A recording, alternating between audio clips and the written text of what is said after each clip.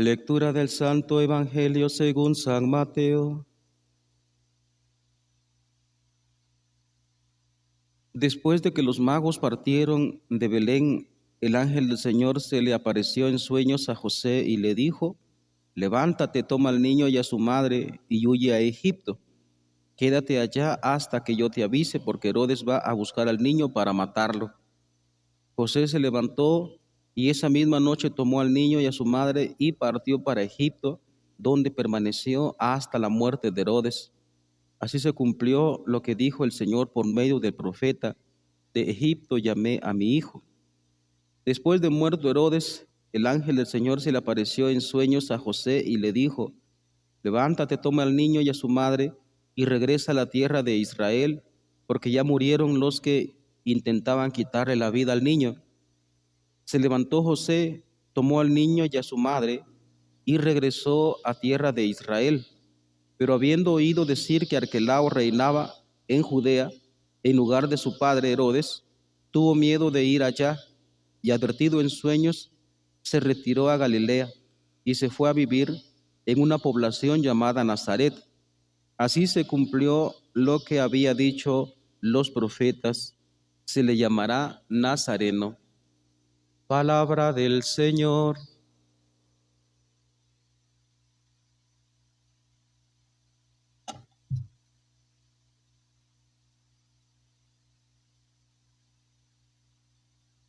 Voy a leer un trozo de texto del Papa Pablo VI en 1964.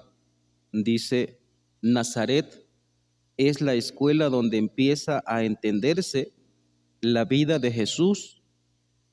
Es la escuela donde se inicia el conocimiento de su evangelio. Aquí aprendemos a observar, a escuchar, a meditar, a penetrar en el sentido profundo y misterioso de esta sencilla, humilde y encantadora manifestación del Hijo de Dios entre los hombres. Aquí se aprende incluso, quizá de una manera casi insensible, a imitar esta vida. Aquí se nos revela el método que nos hará descubrir quién es Cristo.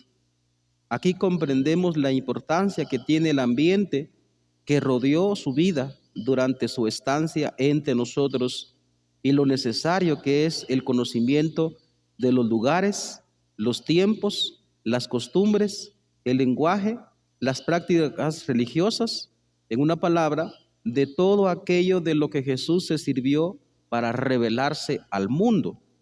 Aquí todo habla, todo tiene un sentido. Adelanto un poquito y dice: se nos ofrece una lección de vida familiar. Vamos a ver, que Nazaret nos enseña el significado de la familia, su comunión de amor, su sencilla y austera belleza, su carácter sagrado e inviolable, lo dulce e irreemplazable que es su pedagogía y lo fundamental e incomparable que es su función en el plano social. Muy bella la explicación sintética de el Papa Pablo VI en una fiesta como la de hoy. Lo primero que salta para nosotros en la reflexión de este día solemne es de que Dios ha querido participar de la familia humana.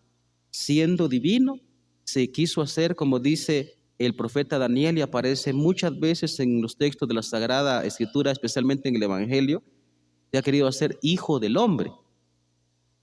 Y nos muestra entonces, como dice aquí el Papa Pablo VI, pues cómo fue que se quiso Dios manifestar a la humanidad, no con extraordinarios eventos, sino en la plena normalidad de una familia. Y ojo, que dice el Papa que esta es una escuela en donde se aprende de verdad lo que es una familia. Ahora, si nos adentramos un poquito en el Evangelio, entonces resulta que se dan cuenta ustedes que José fue colocado como custodio, como protector de la familia, la Sagrada Familia de Nazaret. Esa persecución, hermanos, hoy se da, hoy se da. Y nosotros, los que somos cristianos, tenemos que proteger incansablemente a la familia. No tenemos que dejarnos apabullar por los anuncios mediáticos que están destrozando ideológicamente a la familia en tantos ámbitos. Están destruyendo, por ejemplo, el ser varón del varón. No es un juego de palabras, es que eso se está dando. La sociedad feminiza al hombre. ¿Para qué? Porque el hombre también es custodio de una familia. Y al mismo tiempo, una cosa tan horrible, por una parte hace demasiado sensible a la mujer, pero por otra parte también masculiniza a la mujer. Esa mentalidad feminista tan exacerbada, tan exagerada, que para hacer competencia con el varón, entonces la mujer se está masculinizando. Y a los hijos se le quita también, o se le dice que no tienen que someterse a la autoridad de sus padres, es decir, más bien que le tengan miedo y que no acepten ninguna autoridad. Y tanto todo lo que habla autoridad huele a sometimiento y como que se nos quita la libertad a los hijos cuando uno se somete a una obediencia.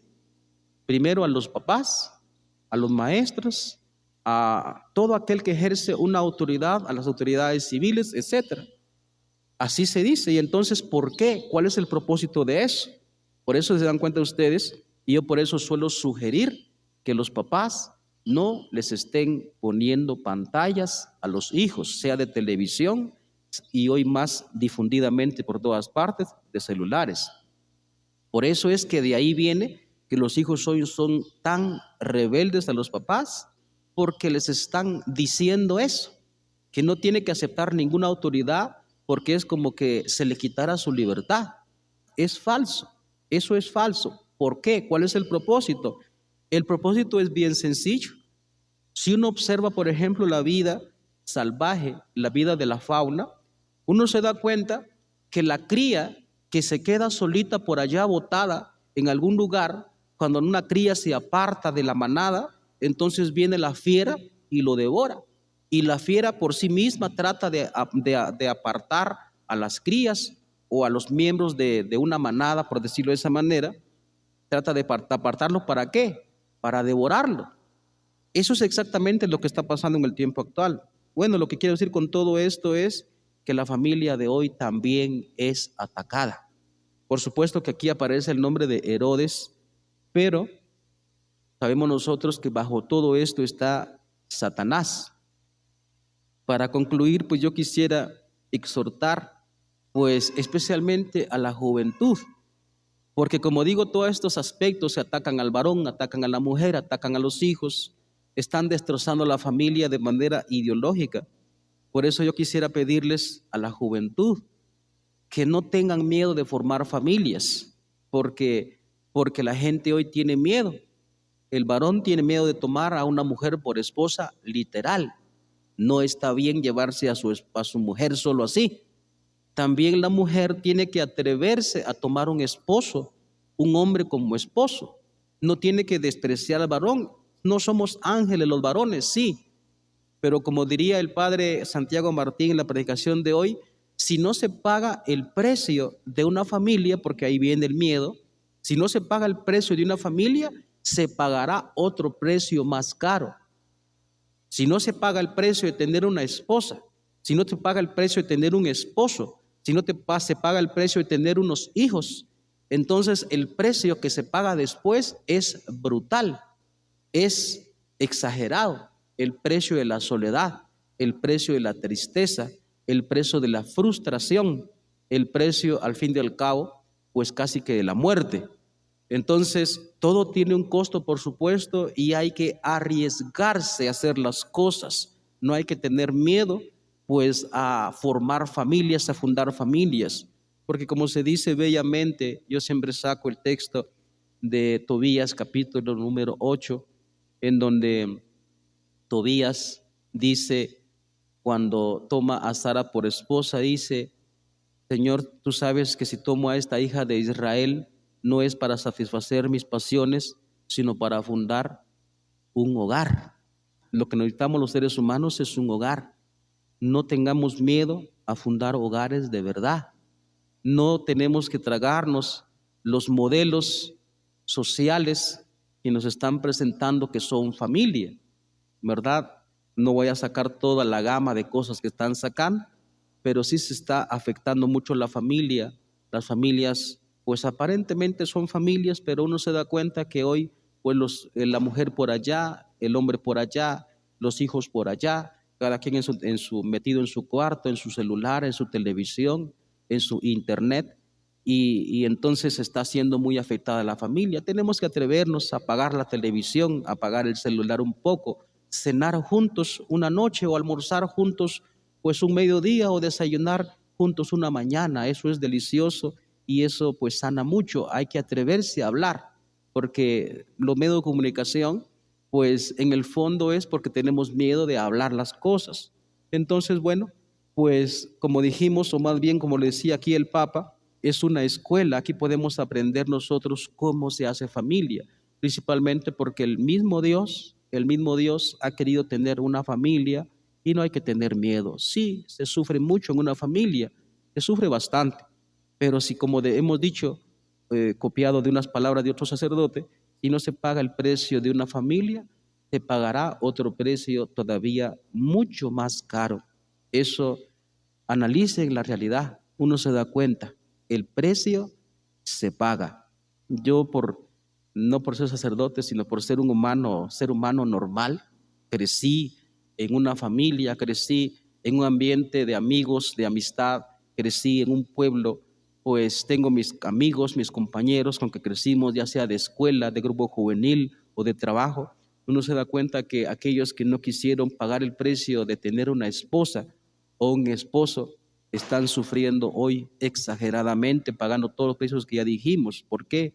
Ya sea que se dejaron envolver por la ideología, por el miedo o por lo que sea, hoy se paga un precio. Y a mí me duele mucho y yo pues no sé qué decirles a veces.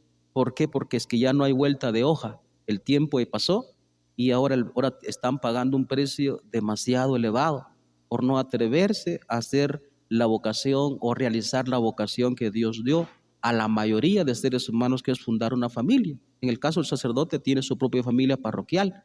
Dese en cuenta también, por ejemplo, en el caso de la juventud, que supuestamente no acepta la autoridad, fundan también familias de maras, pero fundan, ¿por qué? Porque ahí se siente protegido.